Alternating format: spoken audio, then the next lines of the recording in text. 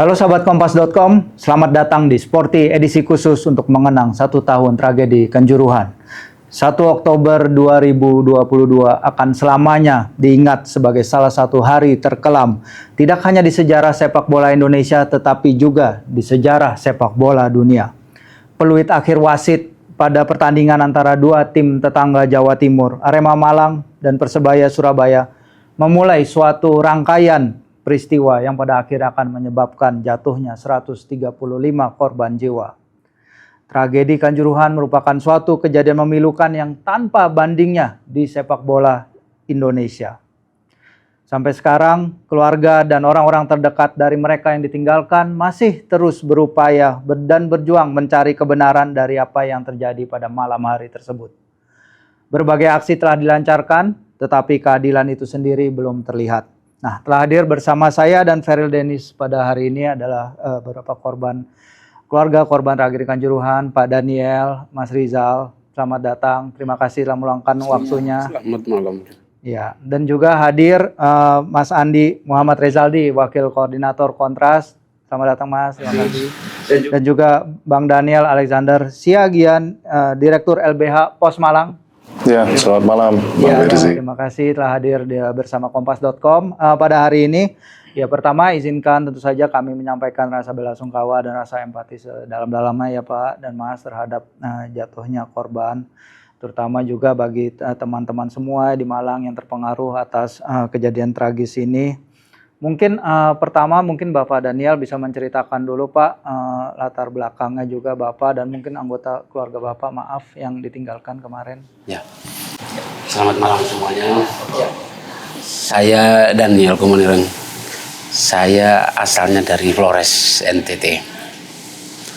Kalau kejadian kemarin, anak saya yang nomor 2 namanya Elvi Duali Konstantino Davretes Komanireng. Itu kejadian itu memang di luar dugaan saya, memang saya sebagai orang tua, dan kejadian itu tiba-tiba dari pagi, hari Sabtu pagi tanggal 1 Oktober itu dia sempat pamitan sama saya, ayah nanti sebentar saya pergi nonton sepak bola. Saya bilang, ya jangan, soalnya nanti kan Arema lawan Persebaya. Dia jawab santai, dia bilang, sekarang bonek nggak ada ya sekarang. Tinggal pemainnya tahu yang datang. Saya bilang, aduh, ya jangan seperti itu, kita harus antisipasi sebagai orang tua ya. Tapi namanya juga anak muda sudah hobi sepak bola, nonton sepak bola. Dia akhirnya pulang kerja, dia kerja di Maestro. Pulang kerja dia langsung ajak pacarnya, juga pergi nonton sama adiknya atau anak bungsu saya.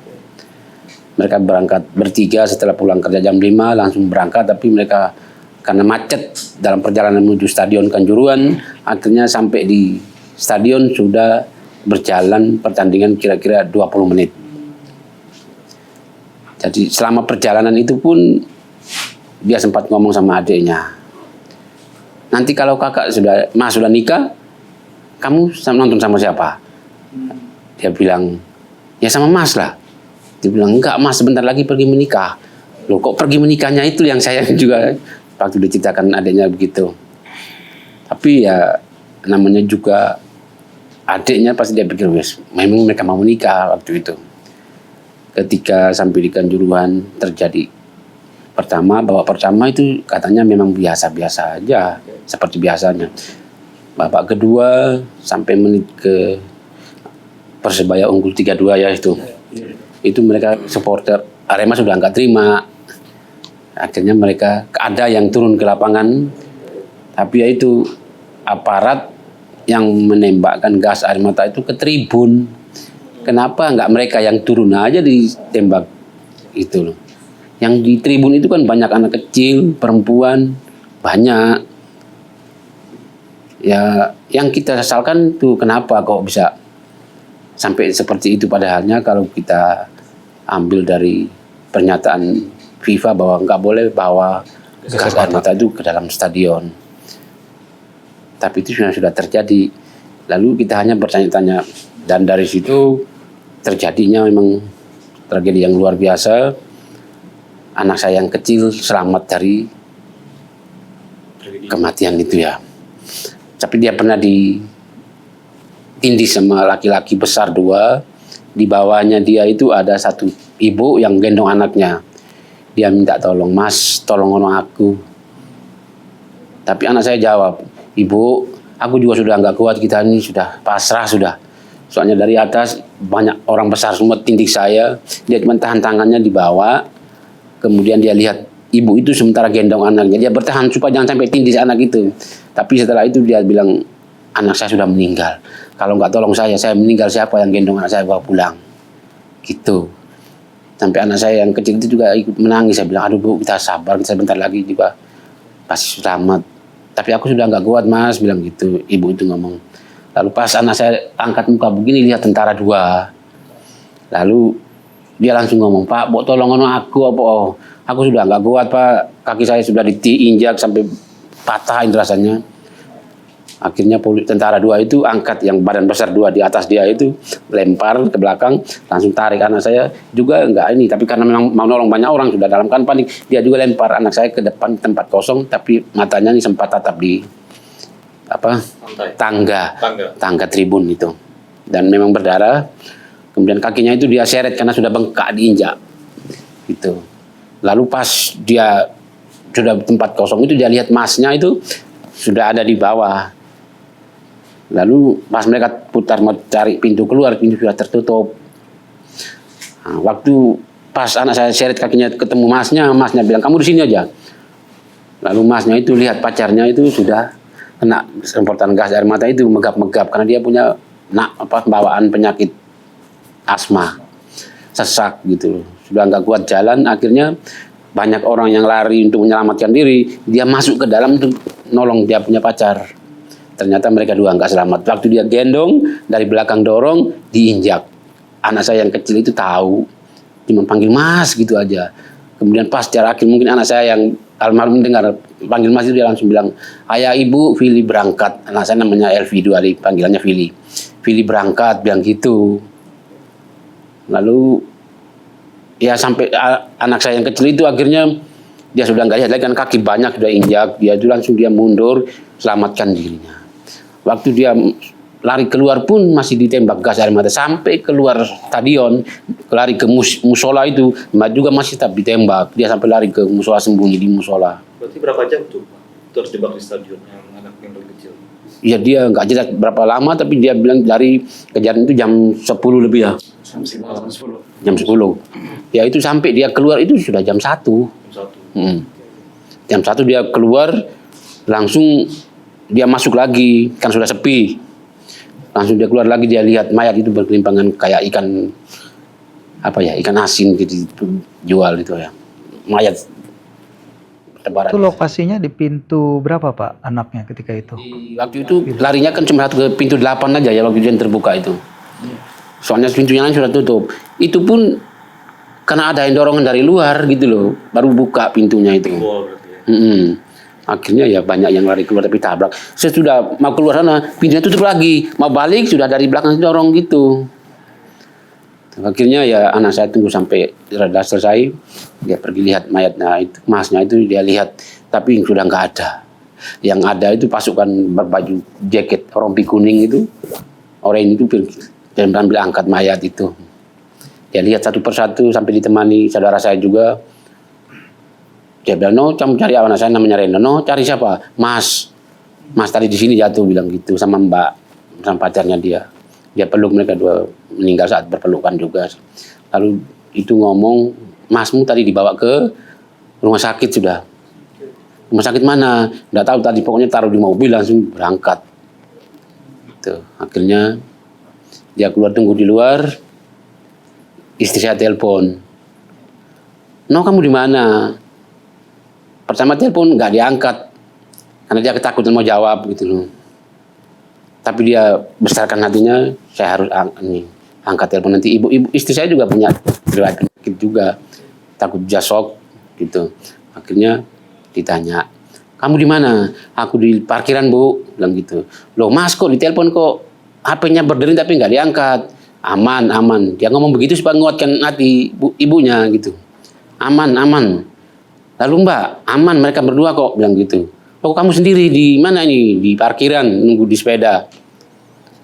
Ya, akhirnya dia sudah kayak istri bohongin ibunya kayak gitu. Tapi setelah itu dia lari ke musola, dia bilang, aku antar Pak ke rumah sakit terdekat nih, di UGD Kanjuruhan. Sampai di sana dia lihat, tapi nggak ada masih di situ. Kan anak saya kan nggak bawa kartu identitas, jadi namanya nggak keluar di situ. Cuman ada nama-nama yang sudah meninggal sudah keluar. Kemudian anak saya yang perempuan yang pertama itu punya suami, istri saya bilang, kamu pergi cari adikmu dulu. Akhirnya mereka berangkat jam 1 lebih, berangkat ke Stadion Kanjuruhan. Selama perjalanan itu mereka telepon HP-nya anak saya itu, tapi nggak diangkat, langsung mereka pakai GPS, ternyata HP-nya itu ada di Polres Panjen. Lalu mereka berdua menuju langsung ke Polres Panjen dulu, mungkin karena mereka anarkis atau apa, ditahan di polisi, sehingga nggak sempat angkat telepon, ketakutan mungkin. Tapi sampai di sana jawab provosnya, oh nggak ada ini, orang-orang di sini sudah nggak ada. Loh, HP-nya ada di sini Pak? Iya, HP banyak, tapi di sini punya siapa kami nggak tahu. Pak, ini Pak HP-nya adik saya yang tadi saya telepon. Ya nanti aja lah, dan gitu. Ya, akhirnya mereka kembali ke rumah sakit Pak Faus. Ada lihat di sana nggak ada. Lihat di rumah sakit Tanggung itu juga nggak ada. Langsung ke rumah sakit yang mau menuju ke Gondang Legi, Benmari, Bulu Lawang, itu tuh juga nggak ada. Lalu mereka kembali, karena mereka cari muter-muter juga nggak ada, sudah hampir masuk jam 5. Akhirnya anak saya yang kecil itu bilang, aku mau pulang, aku ngantuk Mbak. Akhirnya diantar sama suaminya anak saya yang perempuan usaha cari lagi. Antar pulang ke rumah, sampai di rumah anak saya tidur, jam 5 saya bangun mau pergi gereja. Saya mau pergi ibarat karena ada pelayanan. Saya mandi habis, langsung saya ganti baju, saya lihat buka kamarnya. Kok mana anak-anak? Saya nggak tahu kasus itu sampai, karena saya pulang langsung tidur. Belum pulang, bilang gitu. Lalu saya tanya begitu, kan sampai marah. Gimana kamu? Dia bilang, sudah, katanya aman sama Reno mana? Dalam perjalanan pulang ke rumah katanya. Lalu Fili sama Nafis pacarnya itu. Oh, katanya aman nih. Gitu. Akhirnya pas Reno pulang, nah karena sudah ngantuk langsung dia tidur. Cumanya dia bisikan ke mbaknya dalam itu waktu di sana itu bilang, Mas sudah nggak ada. Dia takut nanti ibunya yang shock nanti kalau dia ngomong langsung jujur. Akhirnya saya bilang, ayo saya bilang nggak usah pelayanan dulu hari ini, Tuhan juga tahu kok, saya bilang gitu. Akhirnya saya berangkat, telepon adik ipar saya, ambil mobil, dan berangkat ke Kanjuruhan. 6:30 pas dalam perjalanan sampai di antara Malang dengan Panjen kan Pakai Saji, pasar Pakai Saji itu dapat telepon dari anak saya perempuan. Dia telepon ke saya, dia bilang, ayah kuat harus. Apa oh kamu jangan ngomong aneh-aneh, bilang gitu. Lalu dia bilang, adik sudah nggak ada.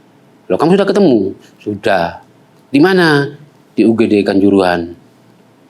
Ya akhirnya saya juga waktu itu dengan emosi sekaligus sudah nggak kuat lagi. Akhirnya saya berangkat dengan istri saya, waktu itu gendong dengan cucu saya juga yang nyetir ada ipar saya. Akhirnya kami berangkat sampai di sana, anak saya sudah peluk saya langsung bilang itu adik sudah di dalam ruang jenazah. Waktu saya masuk dicalang sama petugasnya, katanya jangan dulu, surat-suratnya belum saya tidak peduli dengan surat-surat, yang penting sekarang saya mau lihat keadaan kondisinya anak saya. Sampai di sana karena ditulis itu ada nomor 7 kamar jenazah apa? Kertas plastik apa? Kantong mayat itu tulis nomor 7 itu tulis Elvi Duali. Ya langsung saya buka, ternyata darah semua di sini. Ini darah keluar dari mata, dari telinga. Ini kemudian dia berkacamata, jadi waktu mungkin diinjak itu kacamata itu kacanya hantam ya, iya. Lalu saya usahakan balik dia punya belakang, ternyata darah ngumpul di sini banyak. Kemudian di dadanya sini bajunya itu bekas sepatu, injak-injak. Ini juga bekas sepatu sampai di sini perut injak-injak, bekas sepatu semua itu. Saya bilang, aduh ya Tuhan Yesus, tolong, kenapa seperti ini? Yaitu ya kita harus kuat. Tapi istri saya sudah nggak kuat, itu sudah pingsan.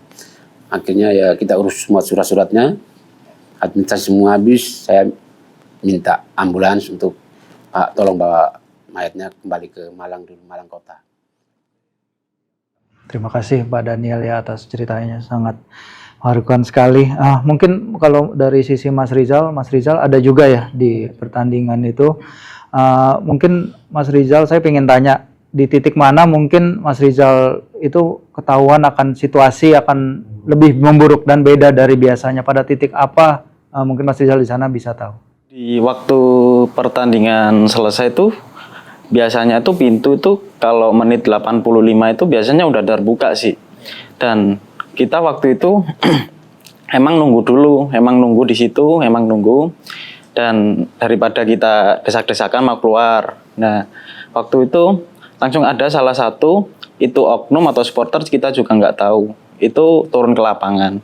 Dan itu ada pihak aparat langsung memukulnya. Otomatis dari supporter-supporter lainnya kan terpancing ada pemukulan itu, lantas turun ke lapangan waktu itu. Dan terjadilah chaos itu waktu itu di lapangan. Dan waktu chaos di lapangan, kenapa? Aparat penembak gas air mata ini menembakkan ke arah tribun. Kita duduk di sana tidak tahu apa-apa, kita ditembakkan seperti itu. Kita juga tidak melakukan penyerangan ataupun apa. Nah, sedangkan waktu itu saya nonton di gate 11. Waktu itu sebelah saya itu adik saya, terus ayah saya, belakang saya, teman sama keponakan waktu itu. Jadi gas air mata itu ada di depan saya, itu asapnya itu langsung banyak, dan dari bawah supporter itu langsung naik untuk ke atas, dan di situ aku cepat terpencar sama ayah sama adik itu, saking banyaknya supporter yang mau keluar. Nah, waktu itu aku keluar itu lewat gate 10 ya. Gate 10 aku sempat bilang, wah ini pembunuhan massal ini. Aku sempat bilang waktu itu seperti itu. Dan waktu itu di gate 10 itu pintu dalam keadaan tertutup, Mas. Dalam keadaan tertutup. Dan aku juga merasakan gas air mata yang saya rasakan. Aku sempat sesek. Terus habis itu di tenggorokan ini rasanya seperti disilat-silat itu. Ya Allah, saya bilang seperti itu waktu itu. Terus habis itu ada salah satu supporter dari luar itu langsung membuka pintu. Itu didobrak atau apa. Aku langsung berusaha untuk keluar. Langsung aku ke gate 11, tapi di gate 11 kondisinya udah nggak karu-karuan waktu itu. Jadi aku di gate 11, ya Allah, ayahku mungkin udah keluar duluan sama adik aku waktu itu gitu. Terus habis itu saya di gate 11 mencari, itu kok nggak ada. Terus habis itu langsung saya ke parkiran. Nah, saya di parkiran ketemu sama keponakan saya, Adi, sama teman saya itu Koko. Terus saya bilang, ayah sama Rifki sama apa saya kemana? Nah ini kita ya juga mau mencari, ayo kita cari waktu itu. Jadi ya saya habis di parkiran saya langsung ke gate 11 lagi. Tapi udah kondisinya udah nggak karu-karuan, udah banyak yang pingsan, terus habis itu menangis, terus habis itu ya digotong itu banyak itu. Terus saya itu sempat tanya ke Pak Tentara itu di tribun, Pak, Bapak nggak tahu bapak-bapak sama anak kecil 2, sama anak mana Mas? Sama anak mana? Saya anak tumpang Pak, terus. Wah anak tumpang di VIP Mas. Saya langsung lari ke VIP waktu itu. Saya lari ke VIP, ketemu temannya almarhumnya ayah itu Mas Kroni. Akhirnya saya bilang gini, Mas, ayah kemana Mas? Ayah kemana sama Rifki sama Pasang? Azal ikut aku. Saya dibawa ke parkiran waktu itu. Terus ada namanya Mas Trimo langsung ngasihkan kontak mobil. Zal ini kontak mobilnya Bapak sampean, bilang seperti itu. Ayah kemana Mas? Ayah kemana? Ayahmu masih di rumah sakit Wafa Husada, masih ngurusi teman-teman, bilangnya seperti itu. Loh ini kenapa Mas saya? Rifki kemana? Ini anak-anak juga mencari Rifki gitu. Mau nggak mau aku Mas antar ke Wafa Husada dulu. Aku mau nggak mau antar ke Wafa Husada dulu. Nah waktu aku mau diantar ke Wafa Husada itu di mobil itu udah ada keponakan saya yang Pasha yang ikut bareng saya nonton itu. Dan langsung di rumah sakit Wafa Husada ada Pak Lek saya sama mbak saya. Itu langsung saya bilang gini, Lek, ayah kemana? Ayahmu nggak apa-apa, ayahmu masih ngurusi teman-teman di dalam. Nggak mau, aku pikiranku udah nggak enak ini, kenapa ini? Terus habis itu aku dipaksa untuk pulang sama mbak saya, Mbak No itu. Asal seman pulang dulu aja, nggak mau aku Mbak, kalau saya belum ketemu ayah sama adik aku mau pulang. Jadi aku dipaksa untuk pulang, tapi di perjalanan rasanya hati ini udah nggak Nyaman. nggak nyaman banget itu. Kenapa ini ya Allah, kenapa sama ayahku saya seperti gitu. Terus langsung di rumah keadaannya udah rame banget waktu itu, udah rame banget. Terus langsung itu aku langsung peluk sama ibu, Bu ini kenapa Bu, ayah kok belum pulang waktu itu, saya adik juga belum pulang. Terus habis itu langsung siapa ada pamong itu Pak Jumadi itu langsung ke rumah, katanya jenazahnya ayah udah datang. Jadi saya datang di rumah sekitar jam 2, sekitar setengah 3 jenazahnya ayah datang itu waktu itu. Ya sempat saya cium waktu itu, sempat aja tahu-tahunya ayah pulang udah nggak berjawa waktu itu. Oke, kalau dari ceritanya Mas Rizal dan juga Pak Daniel kan kayak masih bisa mengingat benar ya detail apa yang terjadi pada malam itu. Dan itu kan sudah 1 tahun berlalu sejak kejadian. Saya ingin nanya bagaimana sih setahun terakhir ya Bapak sendiri kesehatan dan lain-lain setelah kejadian itu?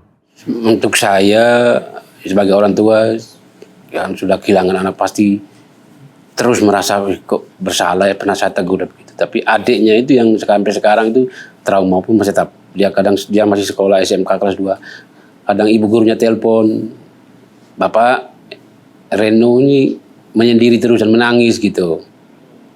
Lalu dia pulang, saya tanya, kamu kenapa nak? Aku ingat Mas gitu. Saya bilang ya sudahlah kalau Mas sudah nggak ada.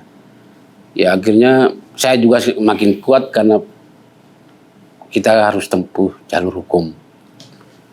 Nah saya bilang iya deh, walaupun nanti akhirnya seperti apa, yang penting sekarang kita usahakan dulu lalu jalur hukum itu. Pada waktu itu kan kita dibantu oleh Mas Daniel juga. Waktu itu kita sama-sama tanggal 16 November dari Malang, kemudian tanggal 18 kita ketemu Bareskrim, tapi maaf kata kita sudah, laporan kita yang kedua, yang pertama sudah model A sudah masuk. Lagian waktu itu Pak Daniel Boli, Tifaona orang Lembata, orang Flores juga, itu dia bilang, Bung, nanti saya bisa atur itu, bisa ditangkap kok, saya berani tangkap biarpun dia bintang 2. Saya bilang ya sudah, puji Tuhan ya bisa kalau dia ngomong begitu. Tapi ternyata setelah kita pulang dari situ tidak ada kabar lagi, nggak tahu dipindahkan kemana, kita nggak tahu. Cuman sampai sekarang bahwa saya menganggap bahwa sudah hampir mau 1 tahun, tinggal 2 hari lagi pas 1 tahun, ternyata hukum belum kami dapatkan, keadilan belum kami dapatkan. Dan saya merasa sampai saat ini bahwa hukum di negara kita itu tumpulnya ke atas, tajamnya ke bawah. Itu memang kalau logika saya berpikir, saya sebagai orang awam, mana mungkin pelaku penembakan polisi, nanti yang dituntut juga polisi. Apa bisa, saya bilang gitu, apa bisa? Lah sekarang yang merintahkan itu mungkin bintang 2, yang di sini mau proses bintang 1. Apa dia bisa nangkap gitu loh? Ya itu yang ya sebagai orang awam kan berpikir seperti itu. Tapi ya saya punya harapan bahwa semoga bisa kami dapatkan keadilan ini sesungguhnya. Ya kita harus berusaha dulu. Dan saya berjanji, karena sampai kapanpun saya harus dapatkan keadilan sesungguhnya. Memang anak saya sudah nggak ada. Tapi ya itu, kadang ada intimidasi dari luar juga sih.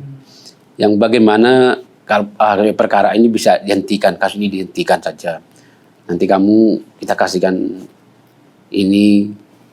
Saya bilang, aduh enggak, sebesar apapun nilai uang atau apapun Sempat ada berikan. tawaran itu ya Pak? Sempat ada tawaran itu? Tawarannya apa, Pak? Ya, kamu terimain nanti tiap bulan ya kita. Oh, bantuan sosial. Dari Aparat juga. Dari aparat, polisi. Ya. Kan nanti tiap bulan juga saya bilang, enggak, sebesar apapun apa yang kamu bantu, kamu berikan, tidak bisa mengembalikan nyawa anak saya. Biarlah kami harus mencari keadilan lewat tim lawyers kami, lewat lembaga bantuan hukum. Mungkin sampai sekarang kita ketemu juga dengan Kontras. Waktu itu saya nggak tahu ini seperti apa Kontras, tapi ya saya merasa bahwa setelah saya bertemu muka, saya merasakan bahwa bantuan mereka tulus. Semoga nanti ke depannya kita bisa memperoleh keadilan yang sesungguhnya. Dan juga ini saya bisa, ya saya ngomong karena apa? Ada 2 orang yang memang orang penting di negara, termasuk Profesor Mahfud MD ya. Saya sebut nggak apa-apa ya. Pernah berjanji kan, dia bentuk tim IPF, iya TGIPF. gabung independen apa? Itu pencari fakta itu ya. Lah sebelum itu kan dia sudah ngomong nanti kita usut tuntas. Tapi setelah bukti-bukti yang didapat itu lalu bilang itu tidak pelanggaran HAM berat, tidak ada gitu loh. Nah, saya bilang ya opo karepe wong iki.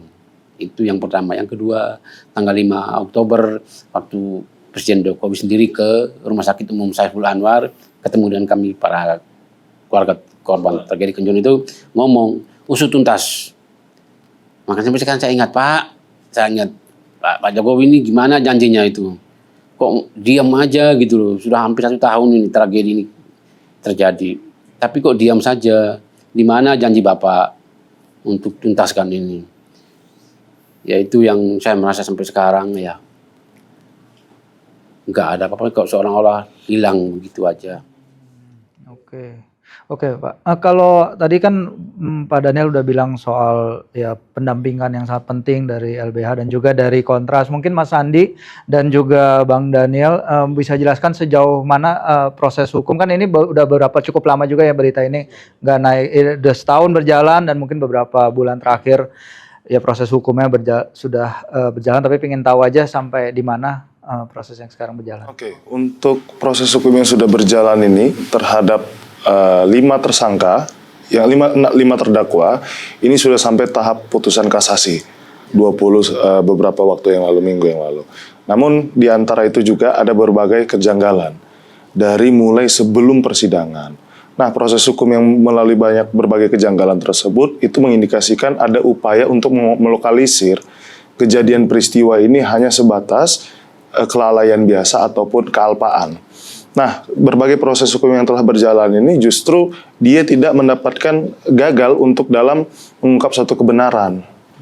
Dia gagal dalam untuk memberikan rasa keadilan dan gagal untuk memberikan aspek pemulihan bagi korban dan keluarga korban.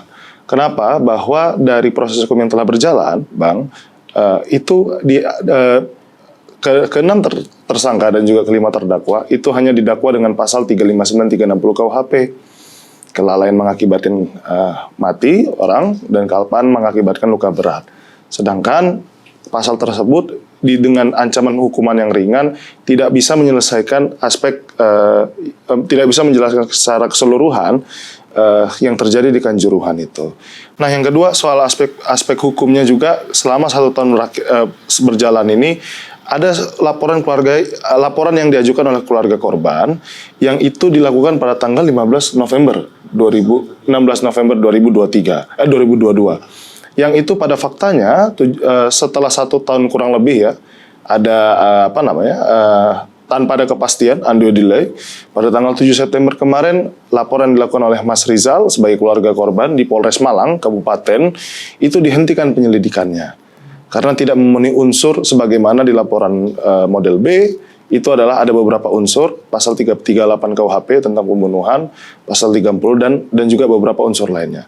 Namun dalam proses penegakan hukum ini, kenapa kami bilang gagal, Bang Firzi? Karena salah satu aspek yang tidak dijadikan pertimbangan dalam penegakan hukum ini adalah korban anak di bawah umur, yang harusnya bisa dimasukkan dalam ketentuan Undang-Undang Perlindungan Anak.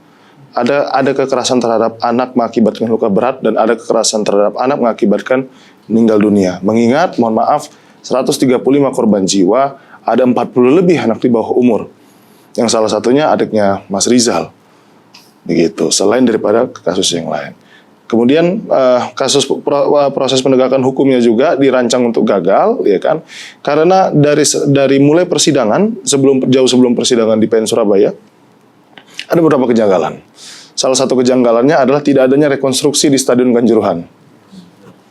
Itu kejanggalan yang paling fatal. Kejanggalan yang fatal kedua, rekonstruksi tersebut, dia tidak memperlihatkan dan mengutarakan adegan secara jelas penembakan gas air mata ke tribun. Jadi itu menjadi kejanggalan yang sudah sangat fatal. Yang kedua, kejanggalan kedua, pada saat persidangan, saksi yang dihadirkan lebih banyak dari anggota kepolisian. saksi dari keluarga korban hanya satu, sangat jomplang posisinya dengan anggota kepolisian. Kejanggalan ketiga, terdakwa kepolisian itu juga didampingi oleh penasihat hukumnya bidang hukum Bitkum Polda Jawa Timur. Sehingga itu ada potensi konflik of interest, ada konflik kepentingan di situ.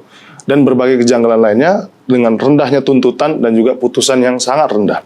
Bahkan kalau kita lihat putusannya tidak lebih daripada 2 tahun ya, hanya 2 tahun dan juga 1,5 tahun. Mungkin bisa ya tambahin Pak Andi ya. Mungkin saya ingin menambahkan ya, bahwa dalam proses pendampingan hukum yang kami lakukan, tidak hanya pendampingan hukum atau advokasi ke beberapa lembaga negara, tetapi kami juga melakukan investigasi, termasuk juga pemantauan proses persidangan begitu. Nah, pertama dalam konteks investigasi, ketika terjadinya ada tragedi Kanjuruhan, kami menemukan sejumlah fakta begitu. Sebetulnya tadi Daniel sudah menyampaikan bahwa sebetulnya ada upaya proses hukum ini dimaksudkan untuk gagal. Kami juga melihat sejak awal sebelum adanya proses penyelidikan atau penyidikan itu sudah terjadi. Misalkan ada upaya mengaburkan fakta berkaitan dengan bahwa aparat kepolisian menyatakan bahwa tindakan pengamanan di stadion itu sudah sesuai standar operasional prosedur. Tapi kemudian kalau dilihat dari fakta itu banyak sekali tindakan-tindakan yang tidak sesuai prosedur, bahkan dapat dikategorikan sebagai sebuah atau suatu tindak kejahatan. Nah, yang kedua, terminologi yang dibuat oleh polisi yang menyatakan bahwa tragedi Kanjuruhan adalah kerusuhan. Dan saya pikir itu adalah penggunaan terminologi yang keliru dan menyesatkan gitu. Karena apa yang terjadi di tragedi Kanjuruhan itu merupakan serangan ataupun pembunuhan gitu secara sistematis begitu. Yang kemudian ketika kita atau kami melakukan advokasi, salah satunya ke Komisi Nasional Hak Asasi Manusia, kita mengupayakan bahwa berdasarkan fakta-fakta yang ada terkait tragedi Kanjuruhan merupakan bagian atau merupakan peristiwa pelanggaran hak asasi manusia yang berat begitu.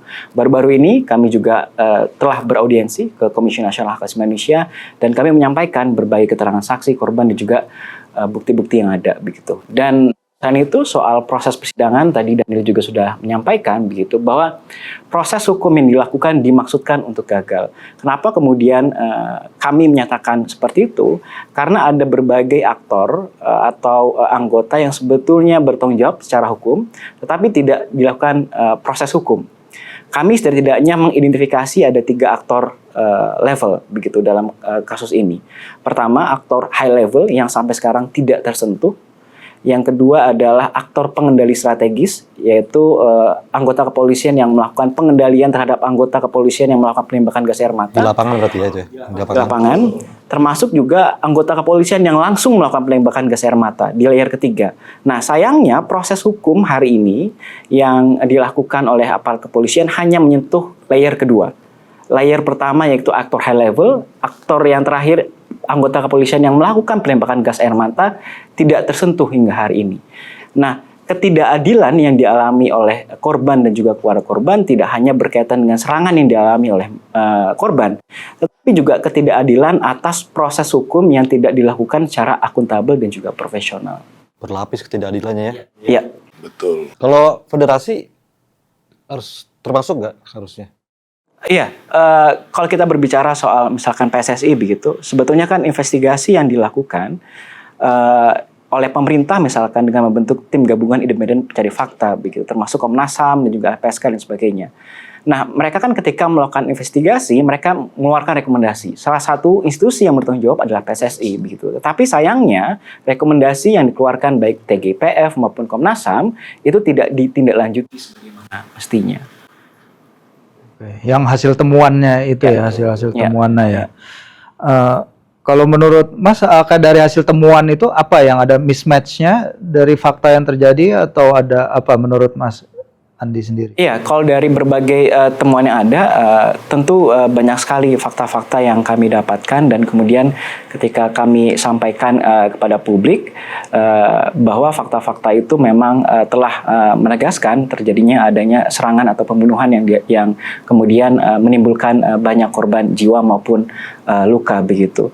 Dan bahkan yang menarik, ada salah satu temuan yang kemudian tertulis di dalam dokumen TGIPF, Tim Gabungan Independen Mencari Fakta, ternyata ada upaya dugaan obstruction of justice atau upaya menghalangi atau merintangi proses penegakan hukum. Salah satunya adalah berkaitan dengan adanya upaya mengganti CCTV di areal Stadion Kanjuruhan menjadi CCTV yang baru begitu. Nah, harusnya berkaitan dengan adanya dugaan obstruction of justice ini diselidiki lebih lanjut. Tetapi kemudian adanya temuan ini itu tidak dilakukan atau diproses secara hukum lebih lanjut oleh aparat kepolisian begitu. Sehingga saya pikir banyak pelanggaran yang dilakukan oleh aparat kepolisian dalam konteks tragedi. Termasuk renovasi sekarang ini Kanjuruhan? Betul. Karena sampai sekarang pun renovasi tersebut pada faktanya adalah dalam proses penegakan hukumnya tidak pernah dilakukan rekonstruksi. Di sana, iya. Di sana. Dan kemudian rekonstruksi yang terjadi di sidang di Pengadilan Negeri Surabaya itu rekonstruksi hasil dari yang terjadi di Polda Jawa Timur yang tidak menjelaskan secara rinci dan spesifik. Nggak sih Mas? Kalau sebuah kasus dengan rekonstruksi kayak gitu? Saya belum mempelajari kasus yang lain, tapi memang ada beberapa ketentuan yang sebenarnya ada di beberapa perkap bahwa salah satu mekanisme penyidikan adalah melakukan rekonstruksi di tempat kejadian perkara. Aturannya ya? Itu secara aturan dan itu tidak dilaksanakan. Pada faktanya hari ini renovasi tetap berjalan, ada pembongkaran di situ. Padahal Stadion Kanjuruhan merupakan lokus atau tempat terjadinya suatu peristiwa itu, Bang. Kenapa buru-buru amat ya renovasi ya? Betul. Dan renovasinya, dimulainya renovasi itu setelah penghentian penyelidikan oleh Polres Malang terhadap 2 pelapor, salah satu pelapornya adalah keluarga korban Mas Rizal. Jadi makin menguatkan nih, dimaksudkan untuk gagal dalam mengungkap suatu kebenaran. Tapi renovasi itu juga kayaknya berjalan dengan aman aja, tanpa ada penolakan dari pihak, ya dari warga di Malang, Mas. Nanti ditambahkan oleh Mas Rizal ya, Bang ya. Saya kedengar ada riak-riak soal renovasi itu. Kalau untuk penolakan, kita keluarga korban tetap konsisten sih untuk mensuarakan, terutamanya dari kita bersolidaritas bersama Aremania Kampus, anak-anak pergerakan di sana, untuk mensuarakan bahwasanya Kanjuruhan ini jangan dibongkar dulu kalau masalah ini belum selesai. Kalau masalah ini udah selesai, kita udah dapat keadilan, terutama tersangka penembak gas air mata dan yang terlibat di situ harus diadili, gak apa-apa dibongkar, kan seperti itu waktu. Ya. Mas, kalau menurut Mas Rizal sendiri, apakah menurut Mas Arema telah membantu para supporternya, cukup membantu para supporternya dalam mencari keadilan, Mas? Aku rasa tidak sampai saat ini. Kita sebagai supporter, kita dulu dengan bangganya mendukung. Dengan adanya tragedi Kanjuruhan ini, saya telah kehilangan ayah sama kedua adik saya. Dan terus terang, saya udah nggak respect banget yang namanya sampai bola. Sampai mati pun saya tidak akan menonton sepak bola. Oke, jadi bukan hanya Arema Malang, tapi seluruh sepak bola ya, Mas ya.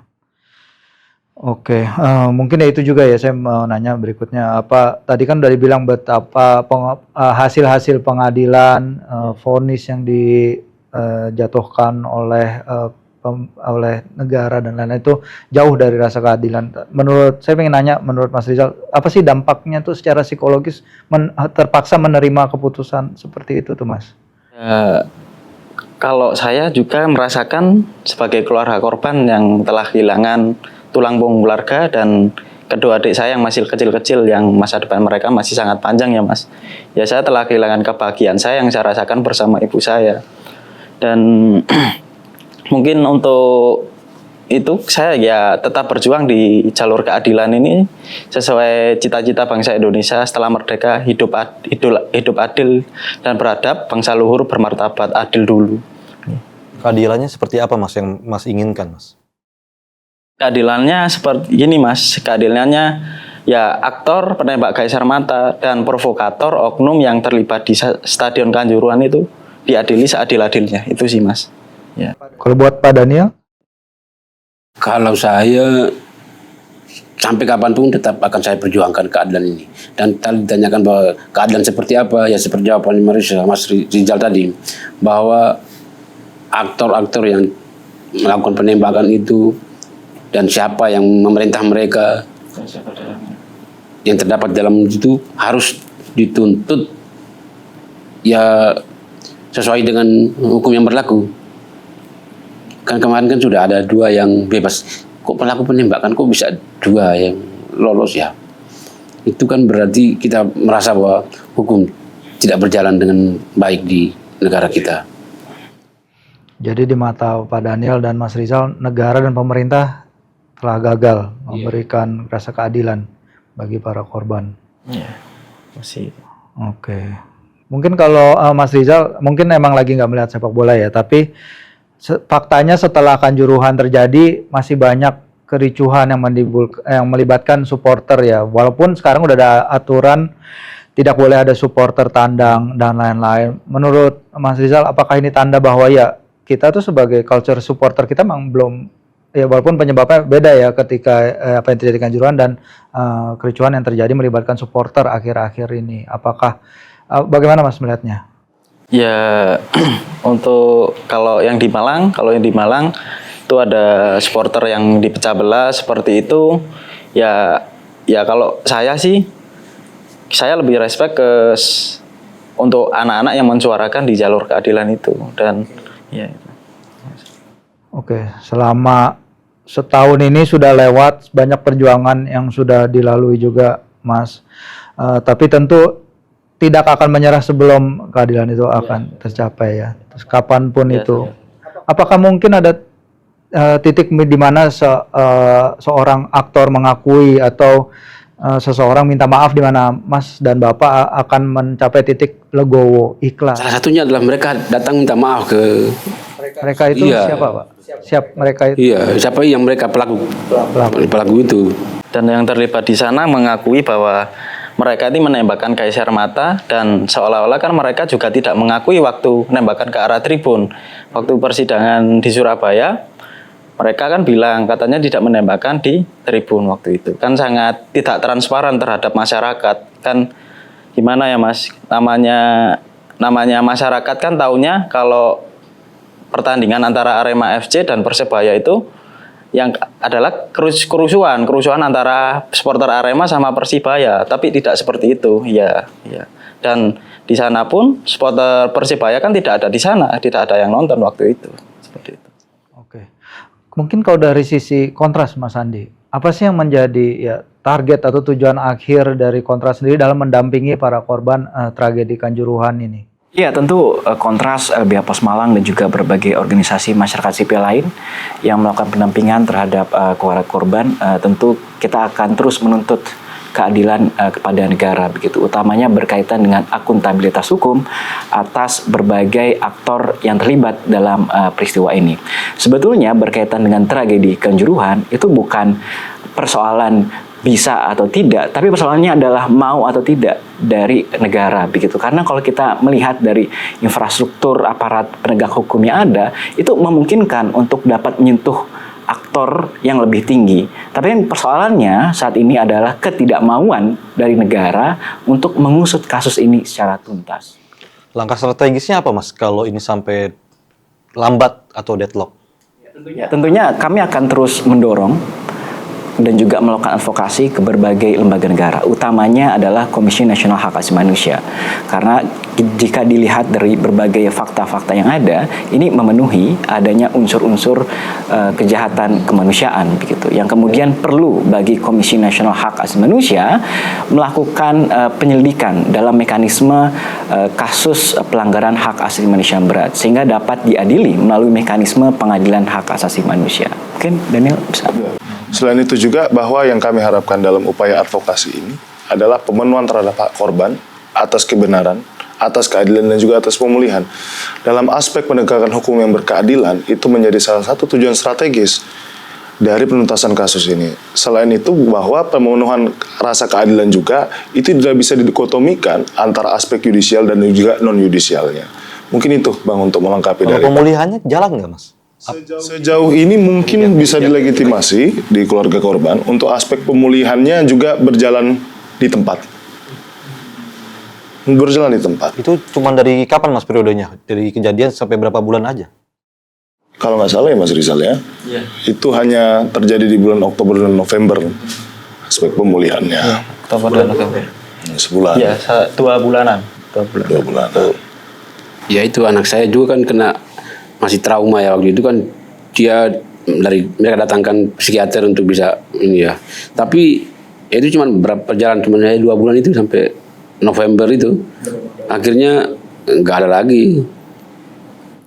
Mungkin kalau dari Kontras dan LBH langkah terdekat ke depannya yang ingin dilakukan setelah ini, mumpung dalam momentum 1 tahun Kanjuruhan, apakah ada?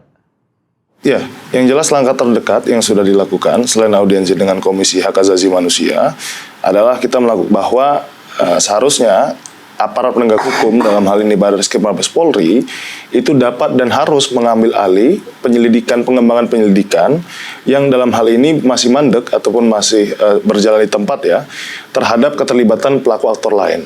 Selain itu juga adalah langkah terdekat kita bahwa penyelidikan yang dilakukan, pengembangan penyidikan ini harus dibarengi dengan ada aspek penegakan hukum yang berperspektif terhadap korban. Nah, begitu Bang mungkin. Bang Andi bisa nambahkan? Mas Andi cukup. Oke. Ya, mungkin sebagai penutup mungkin dari Pak Daniel dulu ada harapan dan pesan terakhir yang ingin disampaikan juga, Pak. Ya.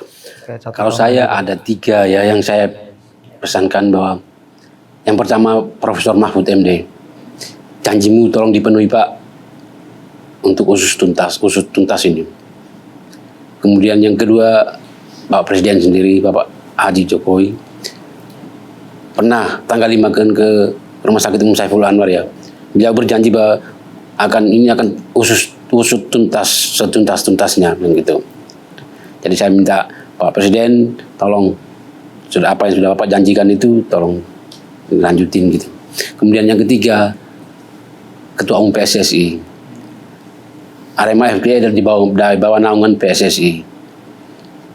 Dan sampai sekarang kami tidak melihat campur tangan PSSI dalam tragedi ini.